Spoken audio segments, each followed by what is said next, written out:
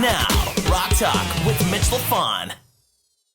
We are speaking with the one and only Kofi Baker and Will Johns. They will be touring, performing Disraeli Gears and Clapton classics in full, and coming to Montreal in June of 2022. So I'm looking forward to that because, hey, we'll come out and say hello and hang out and listen to some great music. It'll be cold though. Not in June. Oh, in June. June it'll be 30. It will? Oh, okay. Well, at least it'll be slightly below freezing. Kofi, why are you wearing a stethoscope? Because my real name is Steph. Now, where I'm in Montreal, but where are you both located? Kofi, where are you located that you're so concerned about cold? I mean, it was 12 degrees Celsius here today, so it's not that bad for November. I don't know what Celsius is because I'm American. The 12 is like, what, 64, 65? I mean, that's not so bad for November. No, you're talking about centigrade, Kofi. You got it back. I know, but I'm American now. I've been in America too long, so, you know. Yeah, it's in the 60s. It was in the 60s today. That's not so bad. We can survive. Good day. I'm in the 50s or 40s here. I'm in Chicago. Oh, no, yeah. You were worse than us today.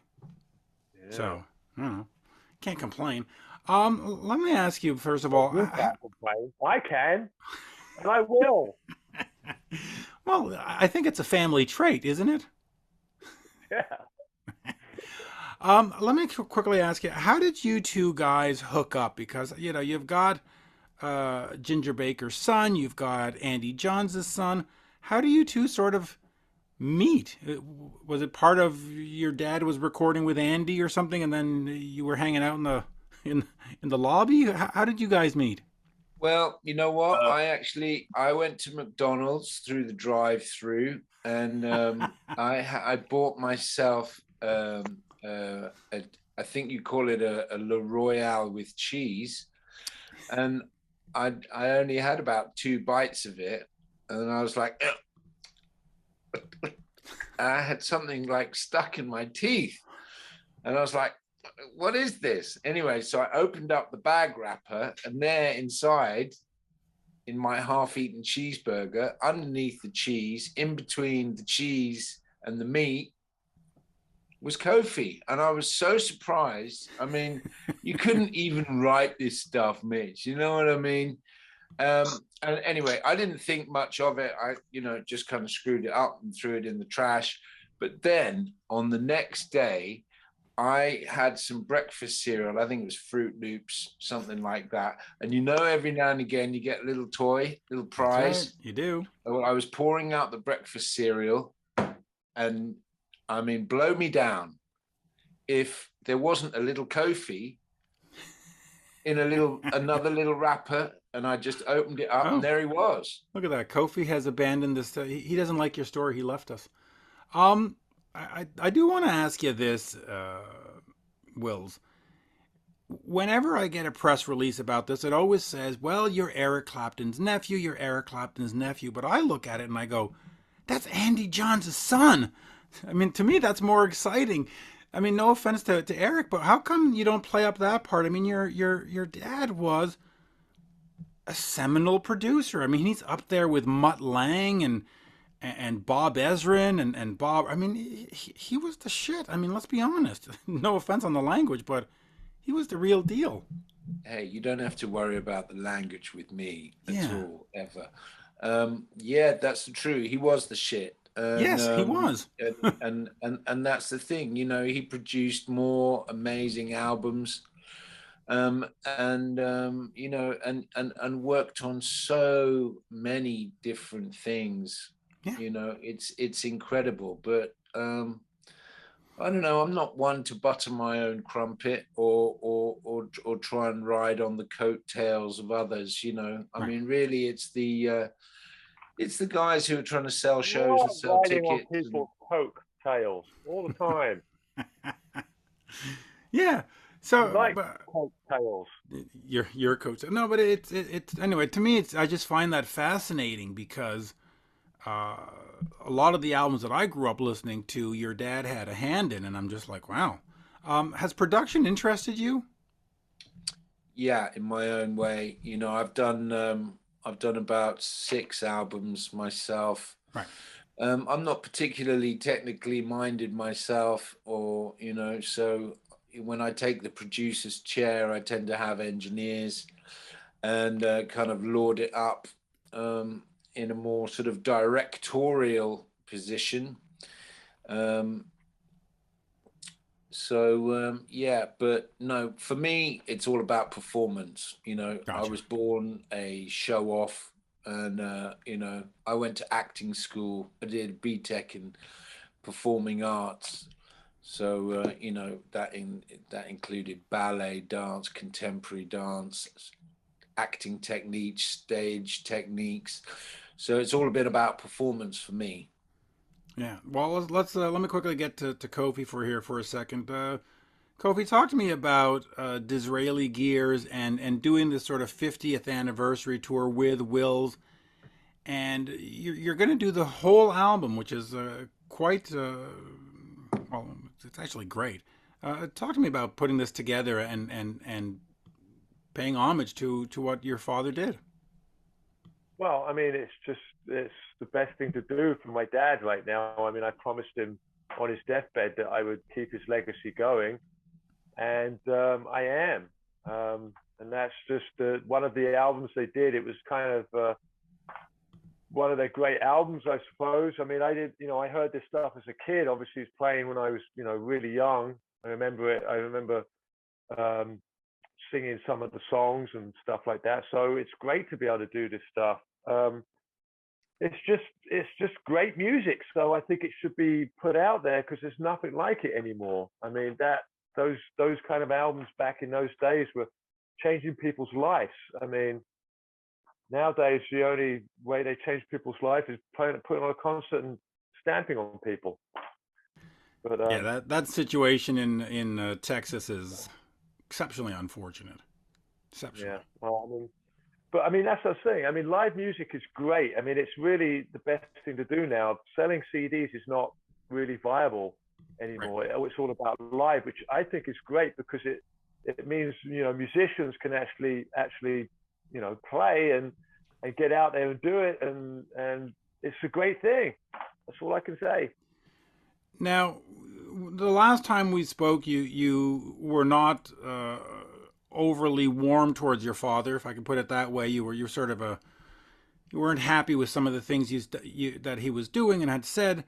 Uh, with his Well, passing, have you resolved some of that? I mean, is it yeah, I mean, the last 10 years of his life was the worst 10 years for me.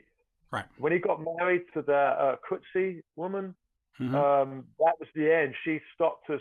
She kind of took over my dad and the whole family. I mean, you've got to realize that his entire family was kind of cut off from him Right. when he did that. And it was really bad. I mean, I tried to call my dad and she would just answer the phone, scream at me, and I wouldn't even get to talk to my dad. So, and nasty emails and all kinds of, just went really nasty. So I wasn't very happy with him. I didn't know it wasn't him, it was her.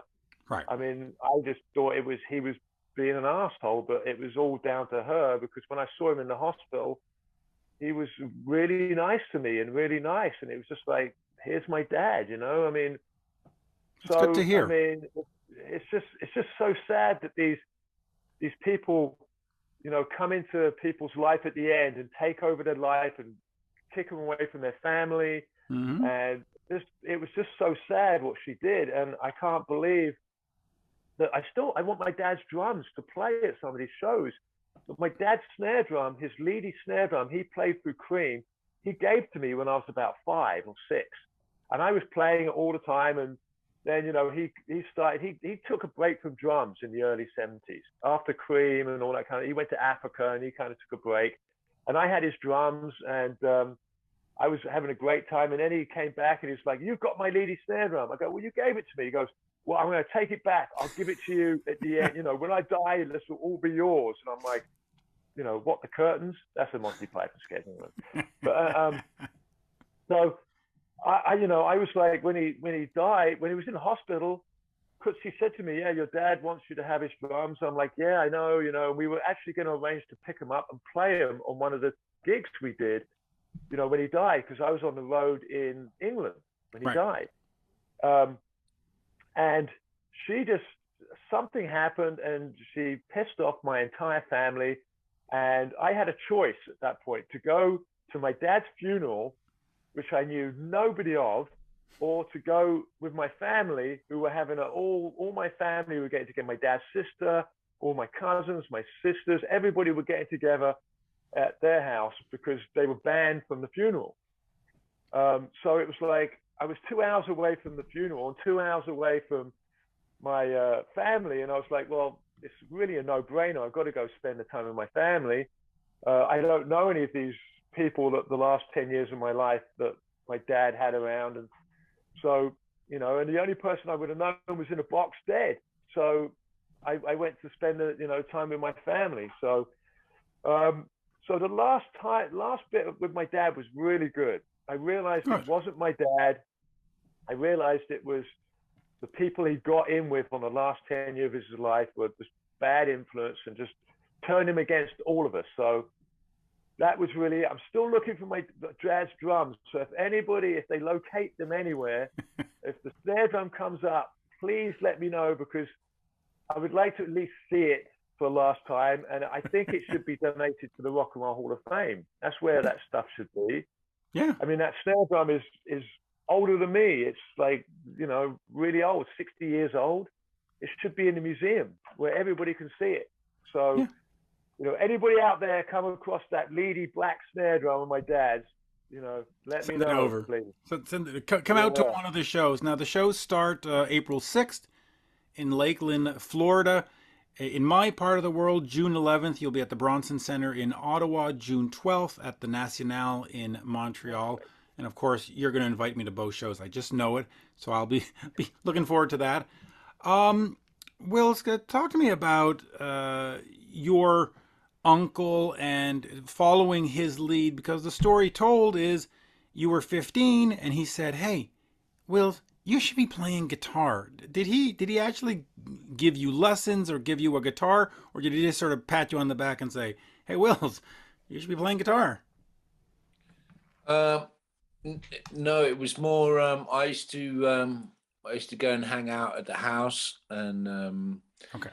and I used to go and play the drums, Oh. and that's what I used to like to do. I used to put on ZZ Top, and play the drums, and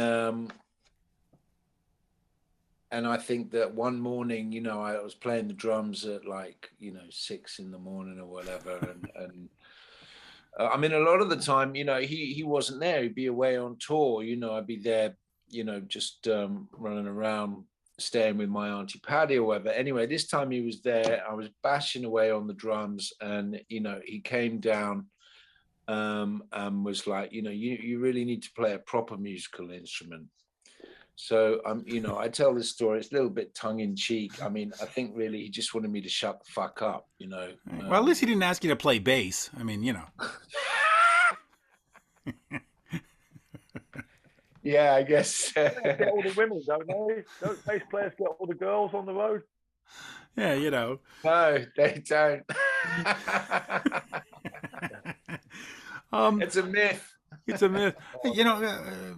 Go ahead and finish that story. So he said play bass, or not play bass, but he said play a real instrument. He said, why don't you play a proper musical instrument? And sort of nodded towards one of the electric guitars to which was sitting on the sofa, because obviously it wasn't plugged in, and he could go back upstairs and get some sleep.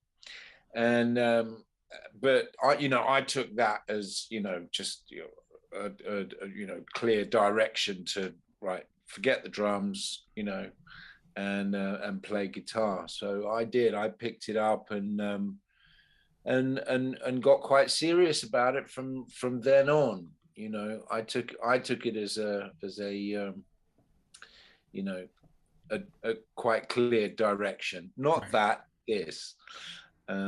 Did he give you lessons though? No, he didn't give me lessons, but he did show me, after I'd had a good go at it and sort of, figured a few bits out, he showed me the opening riff of Crossroads, which I learned, and then and then I wanted to know the next bit, and I came back to him and said, okay, well, I've got this bit down. How does the next bit go? And he was like, well, you've got to figure that bit out on your own, which, once again, You never did. It's 50-50 between is that, just, hey, go on, kid, beat it. I'm busy now. Right. Or is it, look, I'm gonna put you on the path of fame and fortune. Let me ask you both of this, because you grew up in very different households than I did. I didn't have, Gene Simmons walking around in the backyard. No, nor did I. Nor did you.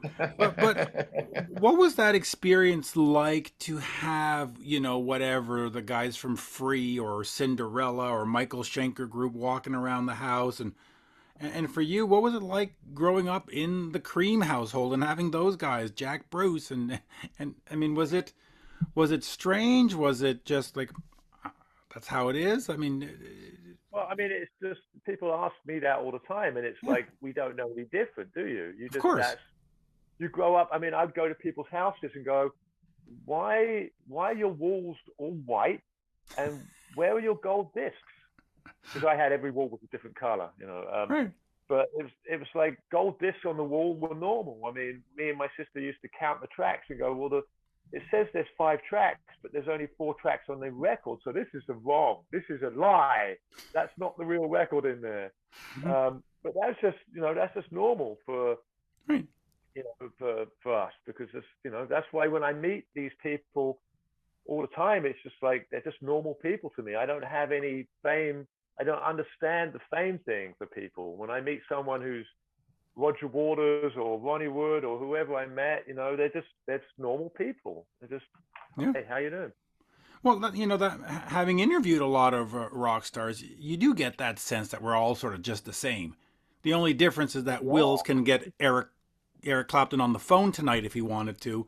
I would have to jump through 87 gatekeepers to try to get a 4-minute interview. I mean, that's the only sort of difference. Let me ask you this, and I'll go back to you for a second, Wills. When all those bands were recording with your dad, were you in there? Did you get to be in the studio and hear the sounds and go, ooh, I like what this guy's doing. I'm going to have to remember that for myself. You know what? The simple answer is no. Dang. When I want Van Halen stories, damn it. Well, I've got a Van Halen story actually. So one day, the Wolfgang had just come out, the Wolfgang guitar, and so Andy took me over to 5150 to Eddie's house, and we go into the studio, and there in the middle of the room is this white Wolfgang guitar, and Eddie says, yeah, this is the new guitar, Will, why don't you check it out? So I pick it up, and I'm having a little play on it, and I'm like, wow, it's amazing, Eddie, it's incredible. And then he goes, so what color do you like? Now, I'm only just a stupid English boy, and I just didn't get it. I mean, I was young, I was foolish. I was supposed to say, well, of course, Eddie, I like white, because I had the fucking guitar in my hand, didn't I? Of course. And if I'd have said I like white, I would have walked out with the brand new white Wolfgang that was in my hand. Anyway, so dick like I am, I say, oh, I like black. And he said, get the fuck out of here. Get the fuck out of here. Go fuck yourself. And anyway, I've got a purple Wolfgang now, so Hey, and by the way, speaking of bass players and Wolfgang, you should invite him to come jam with you folks, because that'd be a hell of a power trio. That would be great. So great. Wolfgang, if you're watching this, come and step up, brother. We're waiting for you.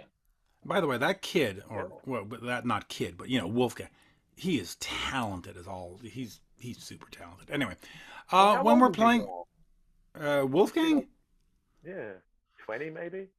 I believe he's 24, 22. Anyway, he's yeah, early 20s. Well, he's old enough. Come on, Wolfgang. Come on, Oh, God. Wolfie. Yeah. Yeah, I mean, he just did a whole tour opening for Guns N' Roses. I mean, the kid's got it going on.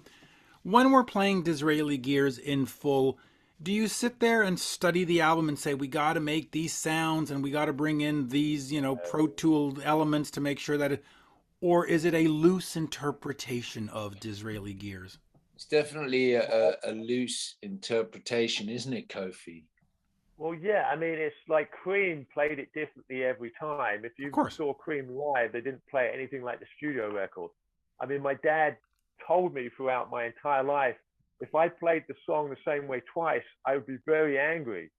Not in those nice words, a bit more colorful words, but and that's kind of the approach I've always done. I play a song differently every night.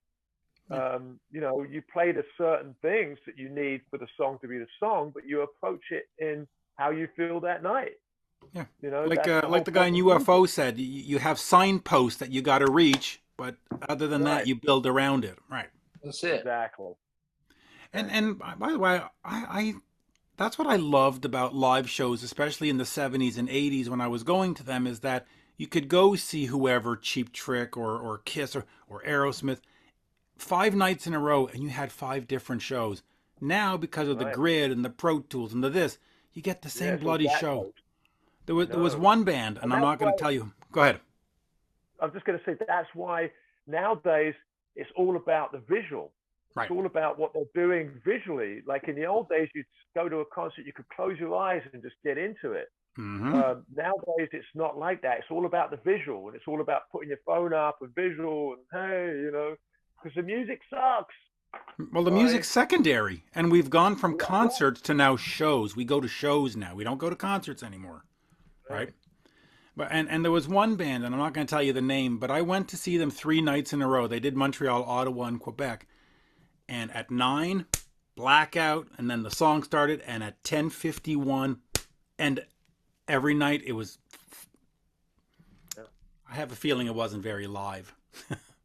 No, it was probably all done to a click and all probably sequenced and everything. Yep. Seeing that you do allow yourself to have those moments and change it up, are you worried about the visual? Is the show lesser because you're just focused on jamming rather than No, okay? Tell me about that. we have the whole psychedelic thing going on. Normally, I Nice. don't know what the next tour's going to be like, but we have. I wear like all this nice clothes. I like psychedelic stuff. Um, See what I so got. we have the light show, I and got George there you go. Thorogood. Okay. Yeah. So we have all the lights going on, and you can watch me and Will attack each other on stage and stuff. All that fun stuff.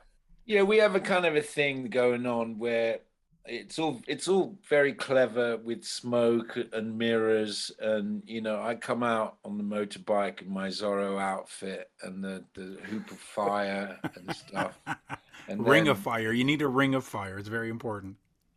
yeah, well, Yeah, we my do that drums after the spins show when we round. get back from the curry house, especially when we're on tour in the UK. We have a good old Vindaloo. Well, I Oh, But think that's nice. the another best bit, story. the You know, best bit, Will, is when my kit spins and you try to grab it and then you get flung into the audience. That part is the best part every night because you never know where he's going to land. no, you don't. That's it. That's Well, right. listen, right by your venue where you're playing in Montreal is a restaurant called the Atma, ATMA. It is the best Indian restaurant you will ever eat at. So just remember that. Well, let's do that. Yes, absolutely. Yeah, I'm we'll telling do it you, together. you are not going to be disappointed. Um, in terms of after you've done this, are you going to make like a live album out of this? Is there plans to make this available to fans afterwards? A I think memento we for the. record. We Yeah, record every show. I think yeah. that we I will. mean, that's what we tend to do is we tend to record the shows. Um, that's what we started to do on the last tour. We had a couple of a couple of shows that were really good. and we were going to do exactly that.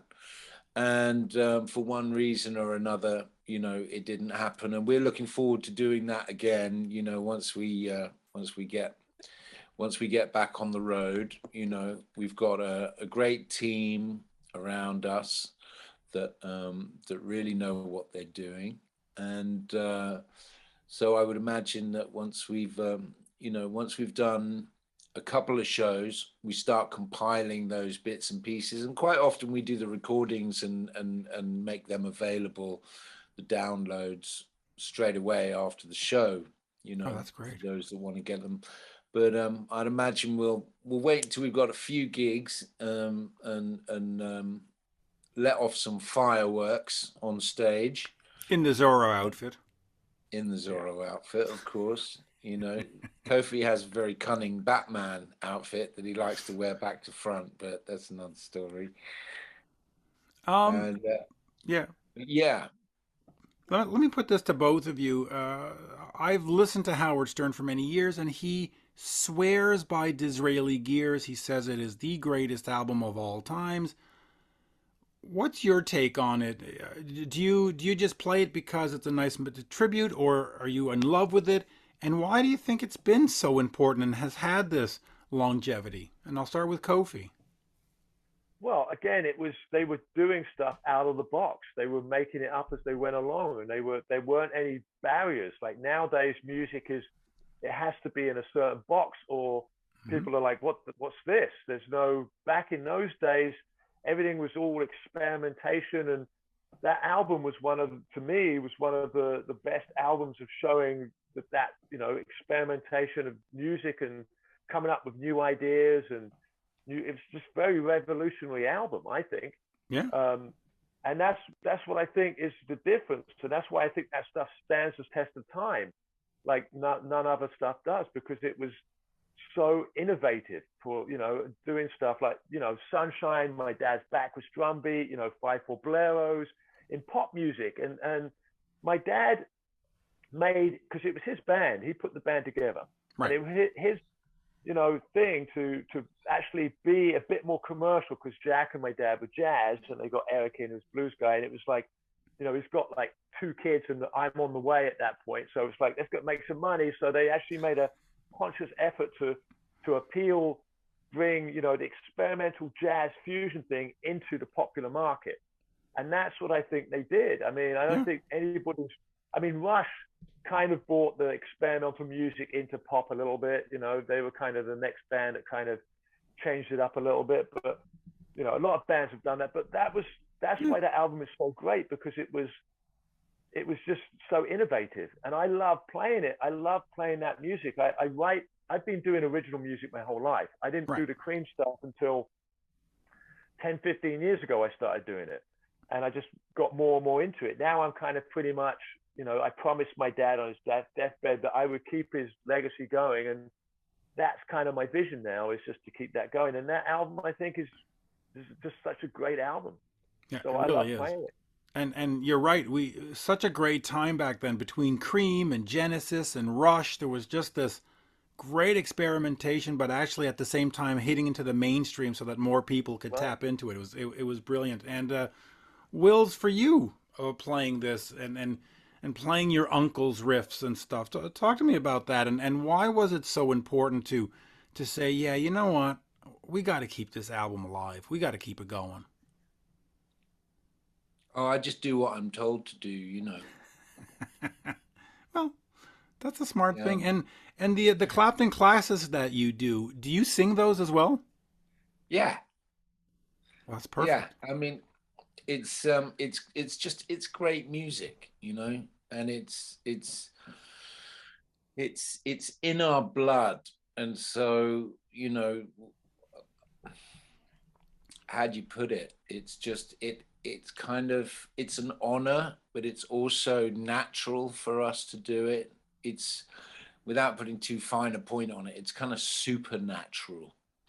And I think that we do a pretty good job of honoring the spirit of the music as well. I mean, I think that you know, most particularly for myself, and I think it's the same for Kofi, you know, we touched on it slightly before, you know, when the show starts, something else takes over, you know, and we're almost like a conduit. That's the drugs. That's the drugs. It must be the drugs. But Kicking in, you know.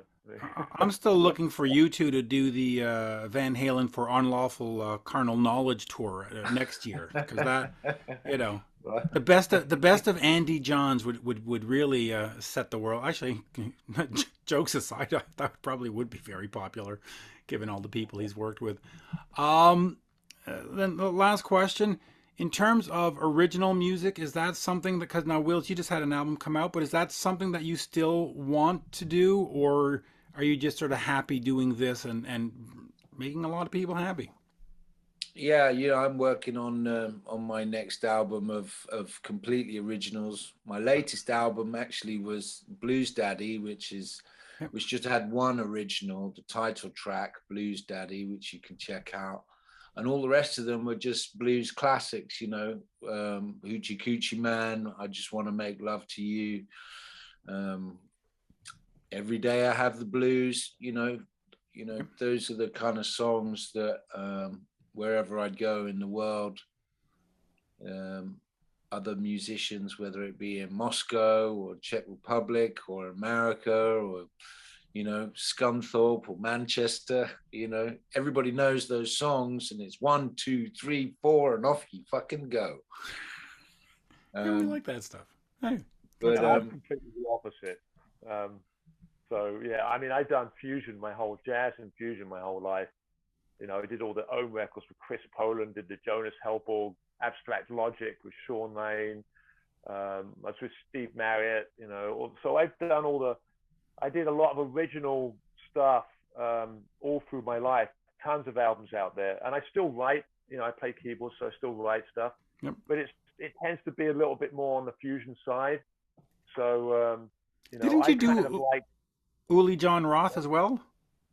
Yeah, I did Uli John Roth. I didn't do any albums with him.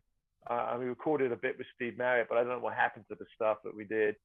Yeah, I mean, I've been kind of like, you know, doing all that stuff all my life. So for me now, after my dad died and me promising him what I said, I kind of feel like my life is really now to honor my dad's music. And as my dad's music is just so people know it, I kind of do. I mean, me and Will are going to write an original album. We're actually writing one right now. Right. So we do that. Will's just more into doing his blues stuff and doesn't want to play my fusion riff. But what a troublemaker! Telling you. But hey, call up Jason Bonham, do a Led Zeppelin Cream evening with. Fans will be happy. I mean, us old folks love that stuff, so keep doing it. Yeah. Well, I'm old now too, you know. Yeah, I know. We got a bunch of stuff going on, Mitch. You know, like Kofi says, we're working on original material. You know, we're also, you know, constantly thinking of ways to make the show, you know, improve the show, make it more engaging. You know, actually, it's quite spectacular. Because it is a show. You know, we have the big screen behind us. We have an incredible lighting director who not only does incredible light and creates just a real amazing vibe, but there's there's some real structure to the show, and it kind of zooms in and focuses on Kofi and his stories about the drugs, about the rooms, the gold records, the experiences. We tell stories. Yeah, we tell stories. We tell stories, and then boom, and it sort of comes in and out of focus from the artist to the band to the big screen. You know, it's quite incredible actually how it all works. So yeah, I mean, I've got my dad behind me when I do my drum solo, right? And for some reason, my dad plays everything I play. I mean, he ripped all my rips off, all my riffs. So it's just, it's just like he's copying everything I play. It's quite amazing watching Ginger miming to Kofi playing. It's quite cool. It's quite a thing. It's a flip you for real. Let me just remind the folks, the tickets are on sale now. You head over to musicofcream.com, musicofcream.com, or facebook.com/musicofcream, and enjoy I guess this is the 54th anniversary tour of Disraeli Gears, and of course Clapton classics, and there you go. I mean, I'm looking forward to 2 shows in my neighborhood, so let's do it. Yeah. After 2 years of being on a hiatus, this will be fun. Yeah, and in fact, do any of you want to just quickly talk about the COVID thing? I try to avoid that in interviews, but your uncle has been particularly vocal about that. People don't understand that all the entertainment business, all the roadies, all the sound people, all the people working in the theaters, all those people got highly affected because the music business shut down. Everybody has started doing it on their phones and doing it in their basements, and it's really, a lot of club owners have gone out of business. A lot of people have lost the music business got really, and that was Eric was saying. Eric was basically saying, I've had enough. Right. I want to get back to music. So I think that's what it's about more. It's just, we want to play. We don't care anymore. We just want to play and entertain because it's in your blood. Well, and I also think, I think fans forget about the behind the scenes. They go, oh, Gene Simmons has enough cash. Well, fuck him. He can stay home. It's like, yeah, but the bus driver doesn't. The merch girl doesn't. And you think about like those bands that have backing musicians. Yeah. Like Sting or someone like that who's not touring, or the Rolling Stones now that have, a backing bass player, a backing, all those people that are doing the backing musicians, they're not rich. No. They're just working paycheck to paycheck, and they get all of their paychecks taken away and have to try and find another job. Yeah. And then with musicians, people don't understand. You have to practice. You have to keep it up. If you stop playing for a couple of years, you're going to be useless when you get back on stage. Listen, one of the most famous tour managers for one of the big bands, one of the big sort of bands from the 70s, during COVID was working at a garden center because he had to pay the bills. Exactly. People seem to forget that. Anyway, thank you, gentlemen. Great pleasure. Will, it's a pleasure to meet you for the first time. Kofi, always a pleasure. Let's do this anytime you need, and maybe we'll do another one just before you head out to Canada in June. Great, yeah.